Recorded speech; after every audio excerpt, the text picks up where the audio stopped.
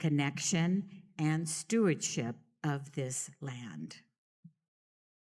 If you are here for the first time, we welcome you and want you to know that we have spiritual education and exploration for school-age children that begins right after the Moment for All Ages. Brunch is served on the patio. Do join us. Your first time is free of charge. I have a few announcements. The first one is going to be coming from Melissa Garcia, our board president.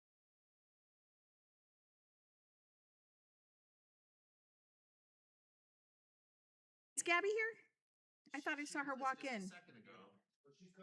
Oh, she's coming. Oh.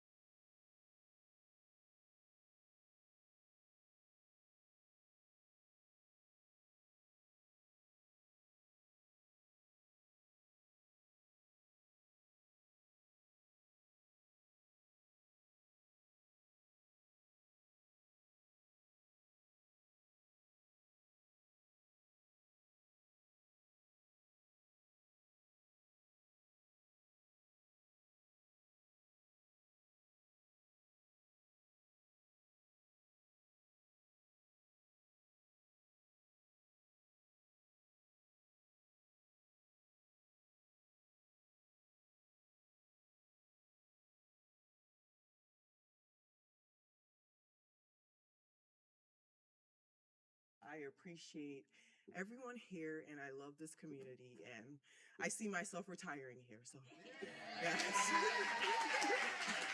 Thank you, thank you, thank you, thank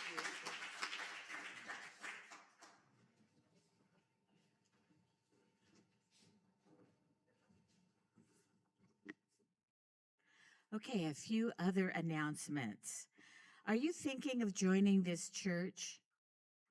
If so, this is the meeting for you. Today, during lunch in the library, 12 o'clock to 1:30, join Pastor Joshua and Robin Earhart for an introductory meeting.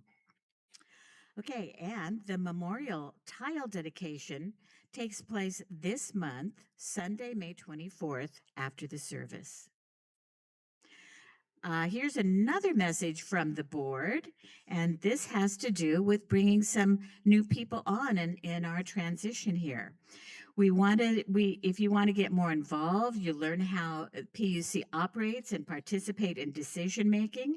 You can join monthly meetings, part of the creative process that keeps everything ticking.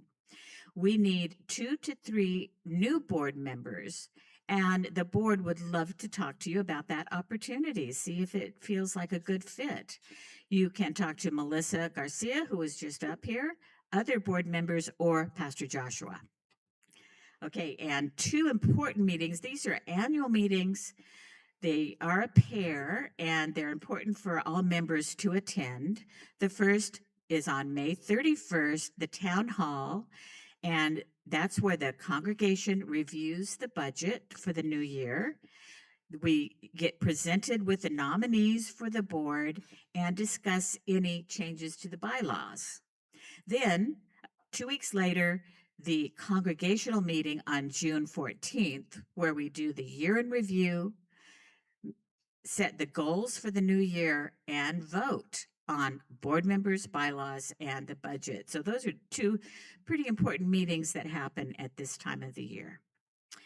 And we have something coming along that's kind of exciting. It's the Reimagining America Summit. Will be presented and put together by Pastor Joshua. So please save the date, June 20th. Order your tickets via the newsletter. We will look forward to hearing more about this program in the coming weeks. And last but not least, we still have spammers targeting our congregation via email and text. They are messages posing as if they are from the minister and urgently asking for funds. Please do not respond. Check with Gabby or Pastor Joshua before addressing the request. Okay, now we're going to light our chalice and begin our service. As we light our chalice, may our hearts awaken to truth and guide us to be peacemakers who see the light in one another. And may we rise together in love and responsibility for our shared future. So be it.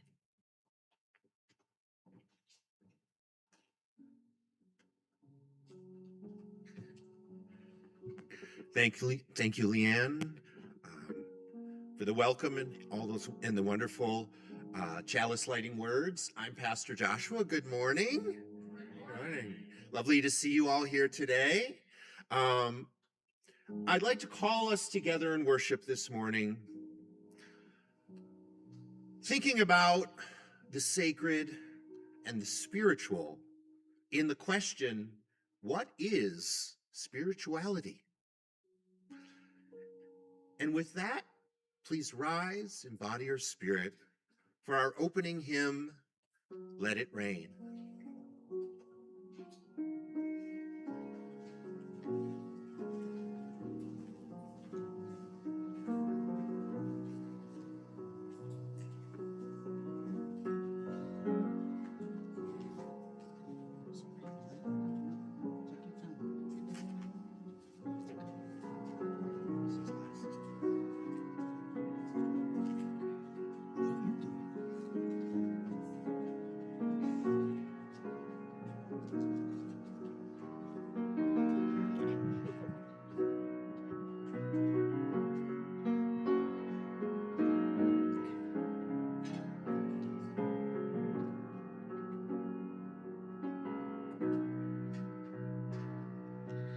Open the floodgates of heaven, let it rain, let it rain. Open the floodgates of heaven, let it rain, let it rain. Open the floodgates of heaven, let it rain,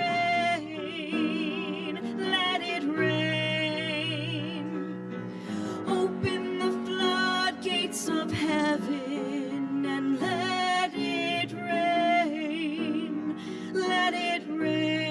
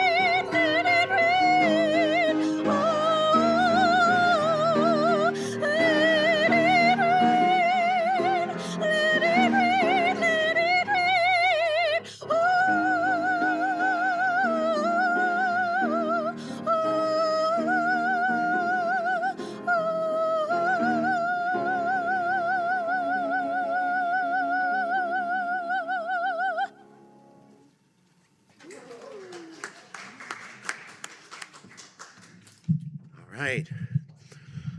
Thank you, Shayna Hammer. We have Linda Alvarez joining us. Yes.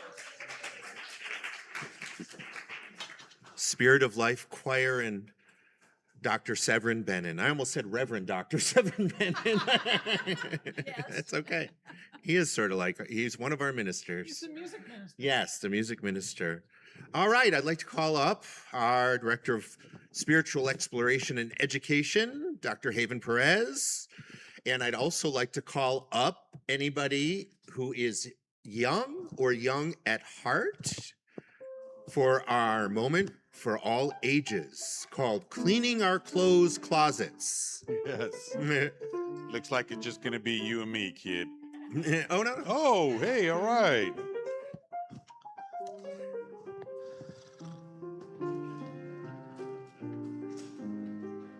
All right, who here has to go through their closet and clean it out?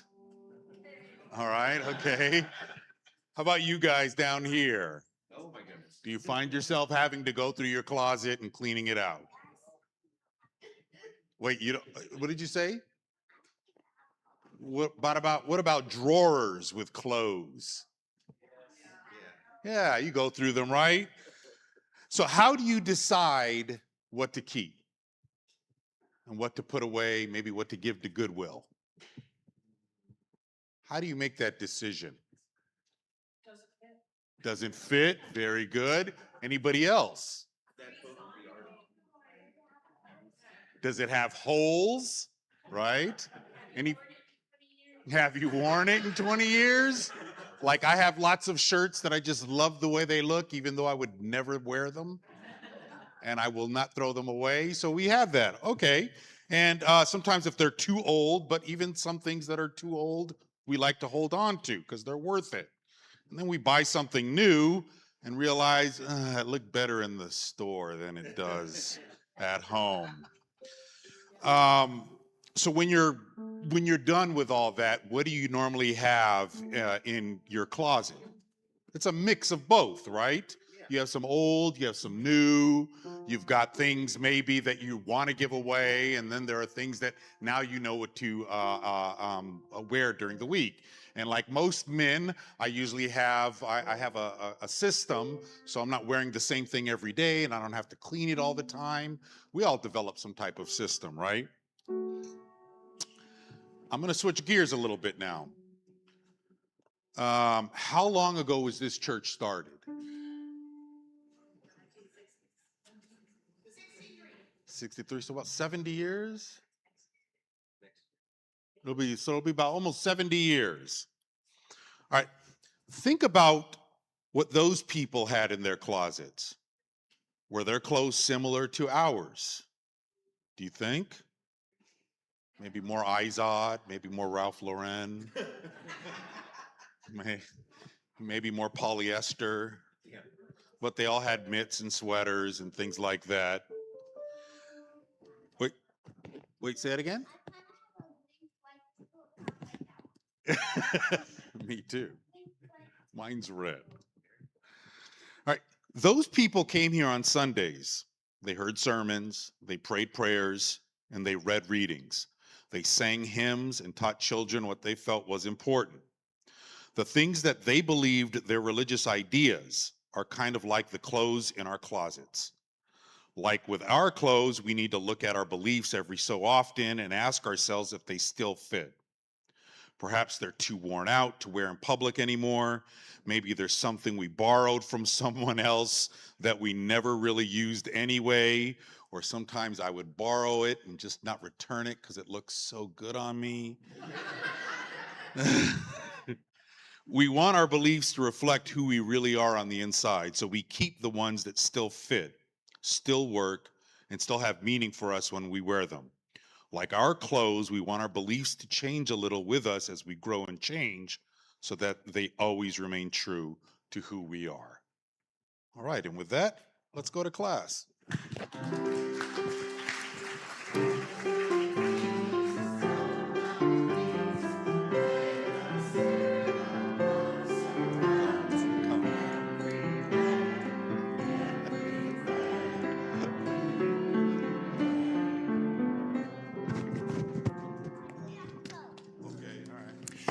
The time has come to light candles of joy and sorrow. You are invited to come forward, receive a candle, and that you will light from the candle in the center bowl. You may wish to share a brief personal joy or concern, or light a candle in silence. We share your joys and hold space for your sorrows. My name's Lisa Seitz, and the flowers today are in honor of Perry Seitz, who passed away in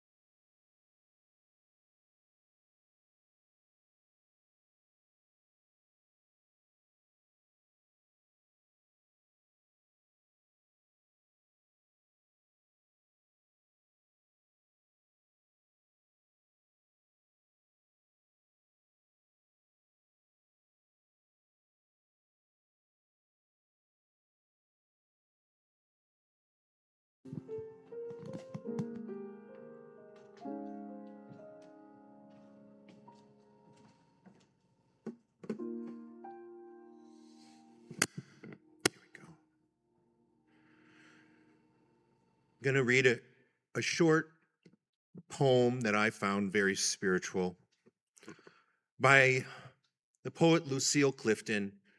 Then I'll ring the singing bowl and we'll take a moment of silence together. It's called Won't You Celebrate With Me by Lucille Clifton. Won't you celebrate with me what I have shaped into a kind of life? I have no model, born in Babylon, both non-white and woman. What did I see to be except myself? I made it up here on this bridge between starshine and clay, my one hand holding tight my other hand. Come celebrate with me that every day something has tried to kill me and has failed.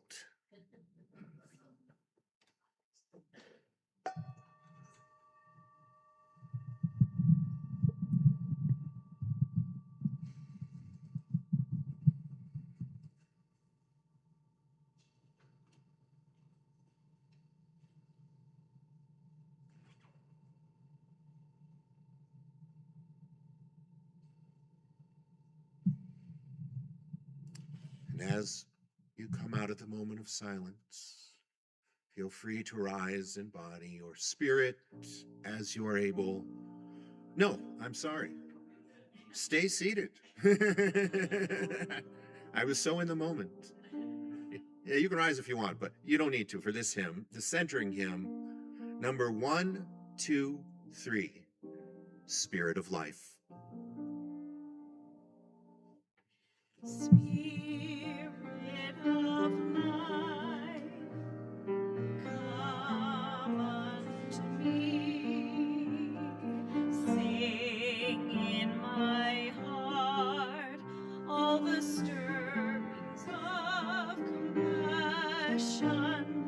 Blow in the wind, rise in the sea, move in the hand, giving life the shape of justice. Roots hold me close, wings set me free. Spirit of life, come to me, come to me.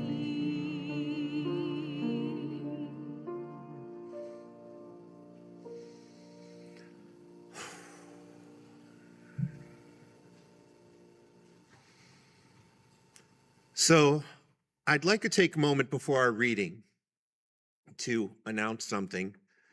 We don't, as a religious institution, endorse candidates for office.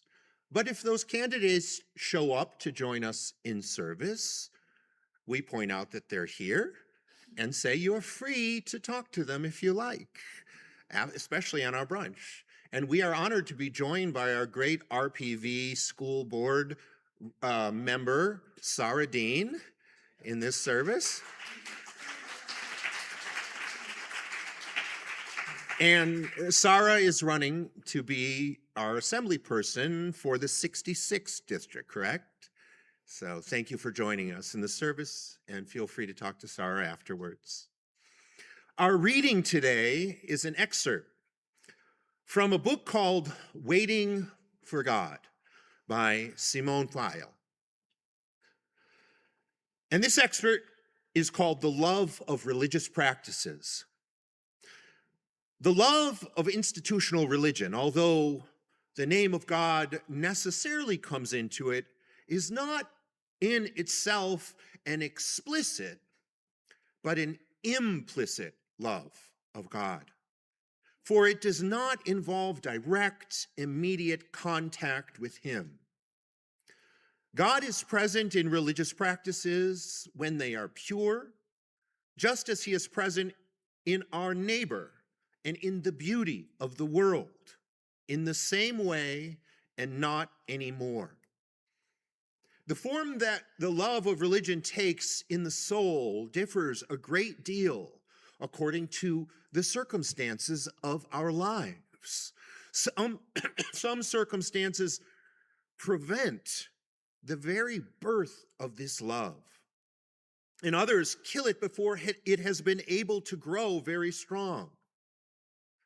In affliction, some men, in spite of themselves, develop a hatred and contempt for religion because the cruelty and the pride and the corruption of certain of its ministers have made them suffer.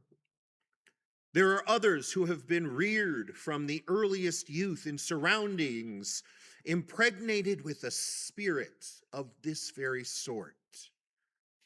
We must conclude that in such cases, by God's mercy, the love of our neighbor and the love of the beauty of the world, if they are sufficiently strong and pure, will be enough to raise the soul to any height.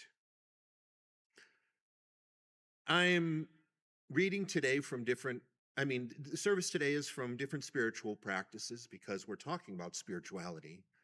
So Simone Weil obviously references God, but she connects it to ways that we might, if you believe in God or if you don't believe in God, connect with the divine, our neighbor, beauty of the world, those types of things that represent spirituality to those who are believers and those who aren't. We're also mixing it up with some amazing gospel music today, another form of spirituality that we can all enjoy. It's just beautiful. So these are all aspects of spirituality. Let me just turn it here. So an ex-girlfriend of mine had a great bumper sticker on her car. And that bumper sticker read, "My karma ran over my dogma." You may have seen it.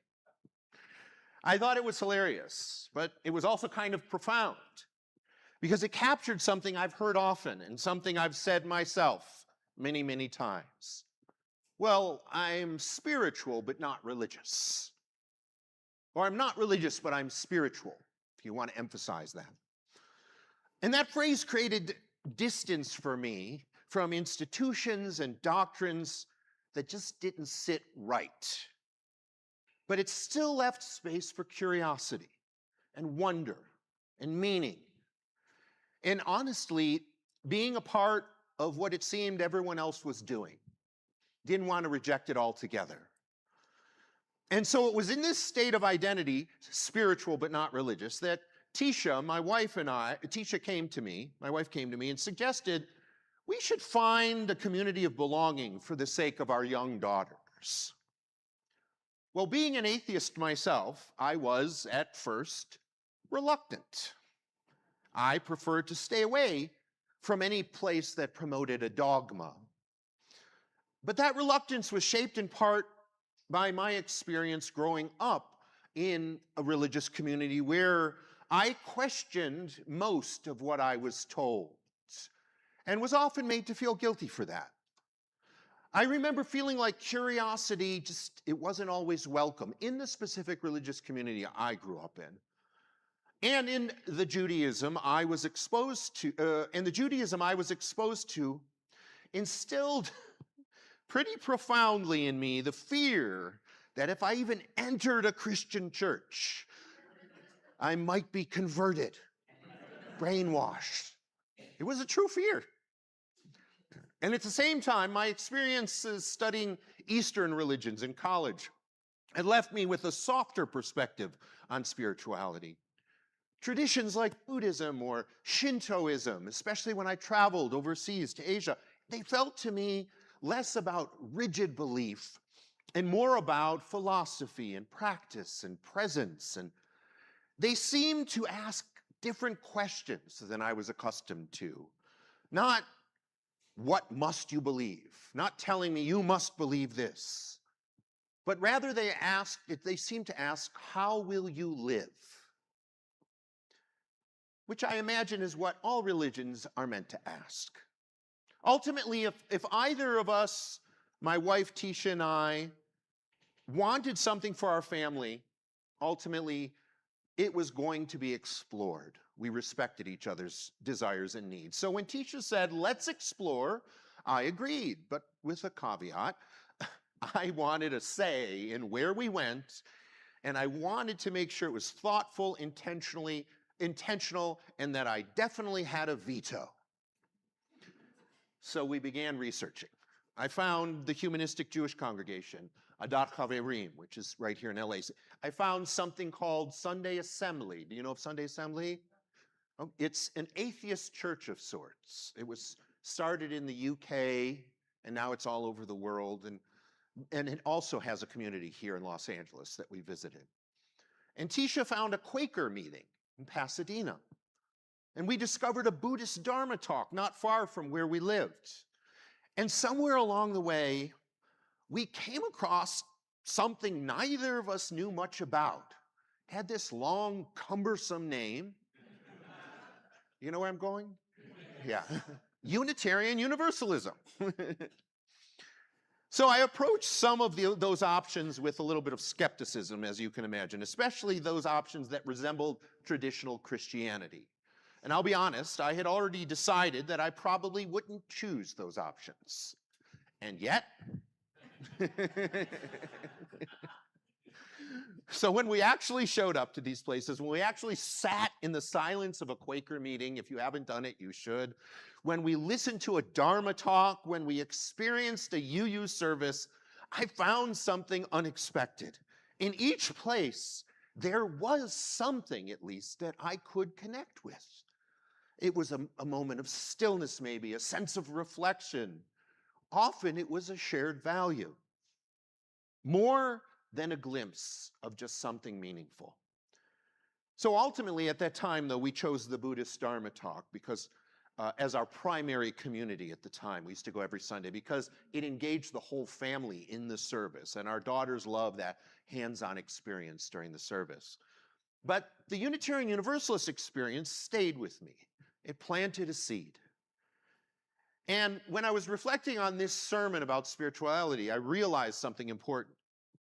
That what Tisha and I were doing back then wasn't just searching for a community.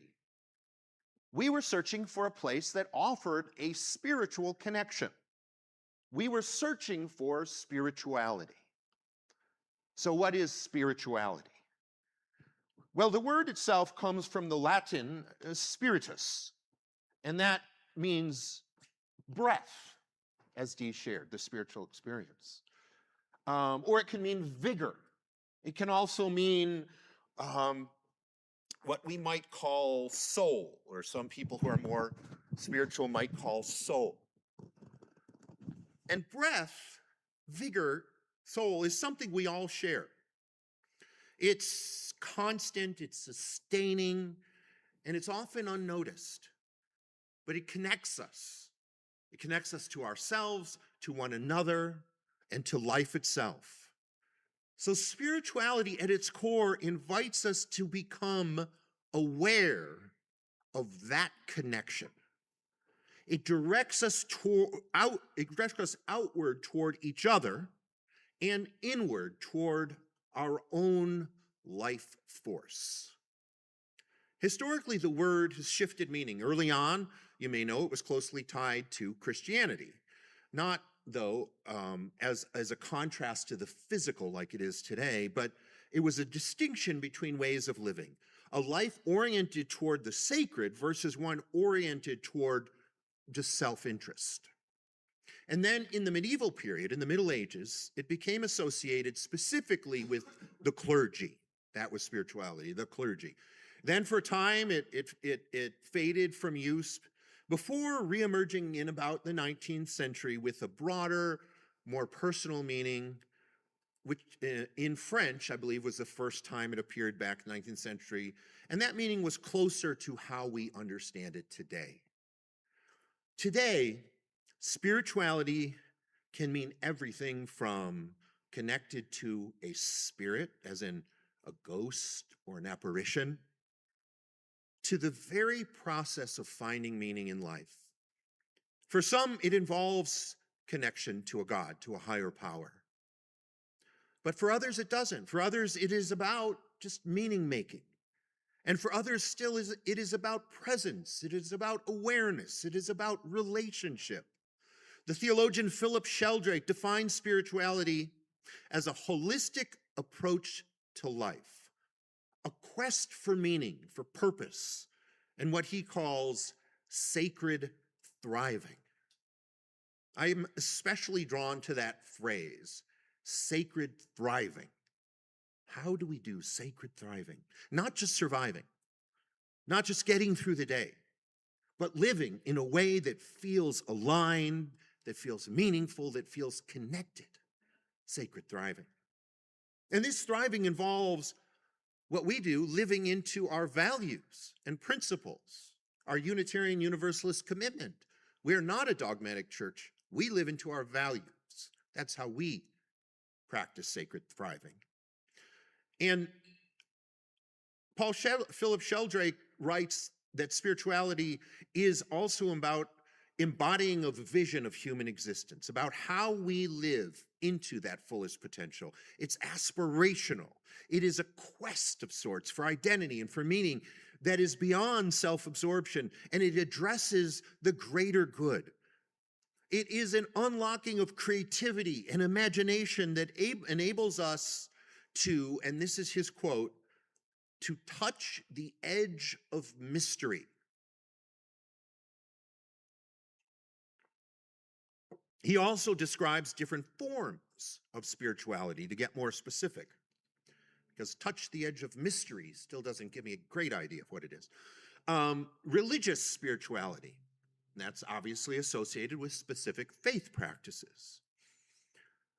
An esoteric spirituality, which combines religious practices and philosophy. And examples of this include various spiritual sciences, popular, for instance, in the 19th century, like anthroposophy, I'm not sure how to pronounce it, or theosophy, spiritual sciences, or even Kabbalah, the Jewish mysticism. And finally, there is secular spirituality, which involves anything outside of religion. Philosophy, psychology, sociology, the arts, science, nature, social justice, gender identity, and more. And one of the beautiful things about Unitarian Universalism is that it holds space for all of these. We've had religious spirituality today. We have our neo-pagan groups practicing, I would say, a sort of esoteric spirituality. We obviously have our humanists and others practicing secular spirituality. But many of us here, I would say, resonate most with what is called secular spirituality. So let's focus on that. What makes something spiritual in a secular context? How is spirituality different from just doing science or just doing social justice work or doing community service? How is it made spiritual? Well, Sheldrake again suggests that in social and professional contexts, spirituality saves us from being purely result-oriented. As, for instance, doing a straight science experiment might be purely result-oriented. Adding spirituality means more than that. It shifts our focus from simply achieving results in a laboratory, for instance, to cultivating ways of being. It's not just about doing good things, for instance. It's about becoming people who embody goodness. I saw this firsthand when I worked as a spiritual care provider in a hospital. This is a great example.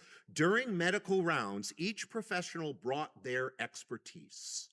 The doctors focus on diagnosis, the end result. the medical diagnosis. The nurses focus specifically on the physical care, the care of the patient. The specialists focus on various specific treatments. My role was different. Man, I love that. I'm hearing a song. I love that when you hear songs in your head. Yeah, it's very spiritual. Embody goodness. Okay, so I saw that firsthand in the hospital. They were focused on just results, on medical diagnosis, et cetera. But my role was different. I was there to hold space for meaning, for emotion, for connection. I was there to ask, yes, there's this diagnosis, but how is the patient experiencing this diagnosis? How are they struggling with it? Because different people struggle differently. And what does the family need? Does the family understand the diagnosis? How is the family coping? Not just medically, but emotionally, spiritually. How can we approach this situation with compassion, presence, and cultural sensitivity? So in that setting, spirituality didn't replace the science of medicine. It deepened it. And I think the same is true in our communities. Spirituality invites us to bring intention, to bring compassion and relationship into everything we do, even the most mundane things, even the practical, even the administrative. It is living into our values, even in our business undertakings. And even if that means doing something different than, say, a corporation might do, or a non-religious nonprofit might do. It may not seem the logical thing to do, but if we're thinking about it spiritually, that's what we might do. That is why our stewardship committee here, our social justice committee, even our events rental committee, anything administrative is also a spiritual practice. It reminds us that how we do things matter just as much as what we do.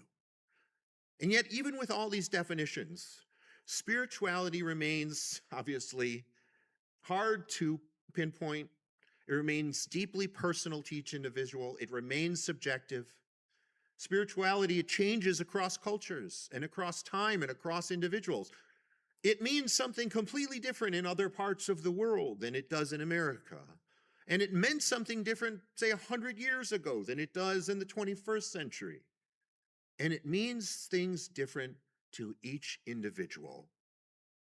I'm just hearing a lot of music. It's all right. So, for one person, spirituality might feel like prayer. For another, it might feel like standing in nature. For another, it might feel like working for justice, creating art, or simply sitting in silence. There are whole retreats about sitting in silence. One of our congregants shared with me in an email that spirituality for them feels like uplift, a sense of hope and joy and possibility. I love that because it points to something experiential, not just something we think about, what is spirituality, but something we feel, something we do. To that end, I want to invite us now into another shared spiritual practice, if you'll allow me before I finish. This involves everybody. And it's not about belief, it's about experience. So I'm going to ask everybody again, if you're able, please stand up.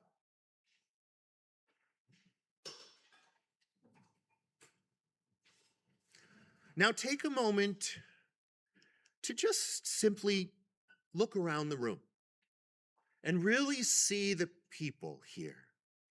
Not just a crowd, but as individuals, each with their own story, their own joys, their own struggles.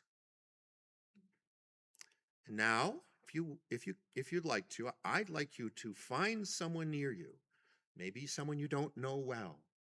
Turn toward them, and for just a moment, as long as it's comfortable, make gentle eye contact. No need to say anything. Just notice, this is another human being. sharing this moment with you.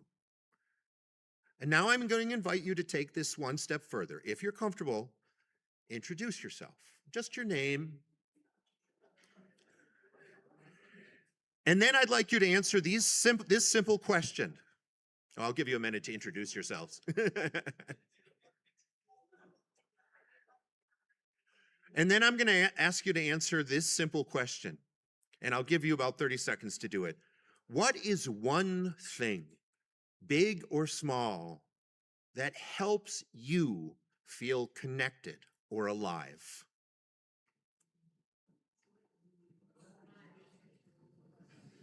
That's good.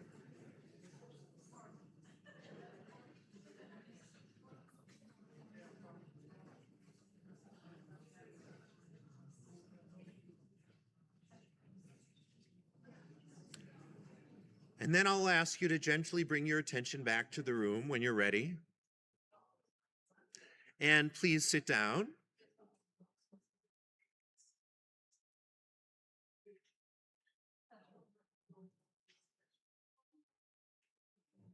People think of spiritual practices as singing or praying or reading from a divine text, as they are. But what we just did is also a form of spiritual practice, because we paused and we noticed and we connected. Spirituality doesn't always happen in isolation. Sometimes, and often in fact, it comes alive most fully between us, in relationship, in the space of shared presence, in the act of listening, in the recognition that we are not alone. And even when we are by ourselves, especially when we're in nature, we realize that we are still not alone. So last week I spoke at El Camino College. Some of you may know that. Not last week, just this week, at their LGBTQIA plus support center on a panel of clergy. Well, it was a panel, there were two of us. Yeah. Reverend Paul Barrett, who's at by the Sea. St. John's by the Sea, is that what it's called? Yeah, good guy. St. Peter's by the Sea, yeah. And I was asked on that panel at the LGBTQIA plus center, what does spirituality or belief mean to me personally today? My answer was first to name something about religion that I feel is foundational to spirituality. I know I'm conflating the two, but I love this. There's a Unitarian Universalist minister, or there was, a very famous one named Forrest Church. I don't know if you've heard of him. And he said that religion is the human response to being alive and having to die. So for me, it is at first how I attempt to make meaning of existence, our existence, being alive and having died, emotionally and logically. Now, as an atheist myself, I don't frame that in terms of a traditional divine being, but I do experience something that I would call divine or the sacred. Because for me, the sacred lives in what we just saw, relationship, in connection with others, with people, with the natural world, with connection with the values that we all strive to embody and model. For me, the sacred shows up also in moments of awe that I purposefully seek out as a spiritual practice. It shows up in acts of compassion that I purposefully undertake as a spiritual practice. It shows up in the courage to hold one another accountable with love. That's very difficult. I was also in a training this week for facilitating conflict by a group that brings Muslims and Jews together. It was very spiritual because they taught us to have that courage to hold one another accountable with love. And spirituality for me, finally, is the practice of noticing all of these things. Noticing these things is not enough, and also choosing to honor them. That's part of it, to ritualize them. I notice the moment of awe, I celebrate it, I live with it. That's how I practice spirituality. This is how I do spirituality and religion. A colleague of mine, Antoinette Hollyman, who, by the way, will be speaking here in 2 weeks, wrote that her spiritual practice is community organizing. She wrote that, quote, I approach organizing as my primary spiritual practice. My prayers are the emails I send to start a relationship with someone. My meditations are the calls I receive from my community members about how they can show up better or at all. And the sacred flame that I carry illuminates the world so many of us dream of, a sanctuary for everyone. I just found that very deeply moving, her perspective on her spirituality, because it reminds me that spirituality isn't confined to a person or a place or a time. It's something we carry into each of our lives. So perhaps spirituality isn't about having the right definition of the word. There's so many. Maybe spirituality, he thought, doesn't come from a store. Maybe spirituality, thought the Grinch, means a little bit more. You got it. You got the reference. Perhaps it's about asking better questions, not answering what it is, not defining it, but asking better questions. What connects us? What gives life meaning? What helps us feel most fully alive?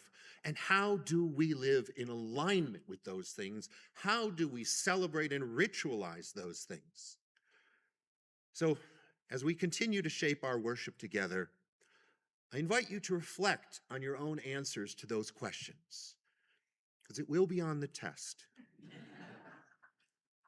Because spirituality in a community like this is not something handed down from me or anyone else. It's something we co-create together in this space, in our relationships, in the way we choose to show up for one another and for our world. And maybe, just maybe, it's something as simple and as profound as this: a breath, a moment, and a connection shared. May it be so.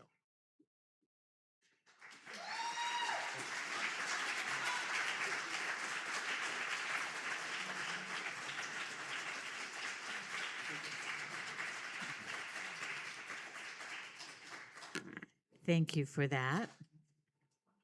Now it's time for our offertory.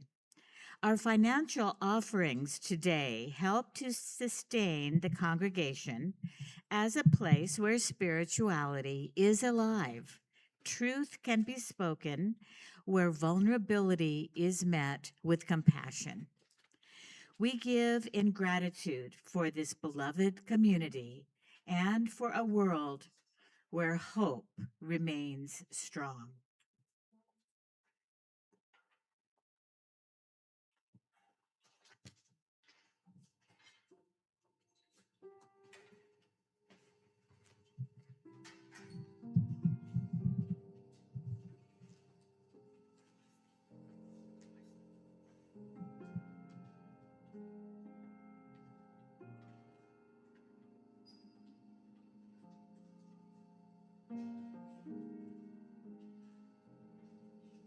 Hold on,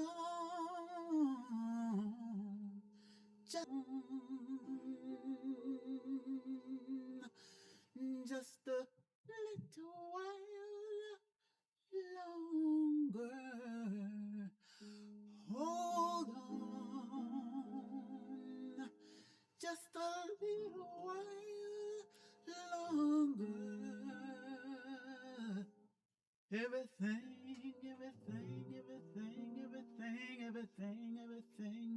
is gonna be all right.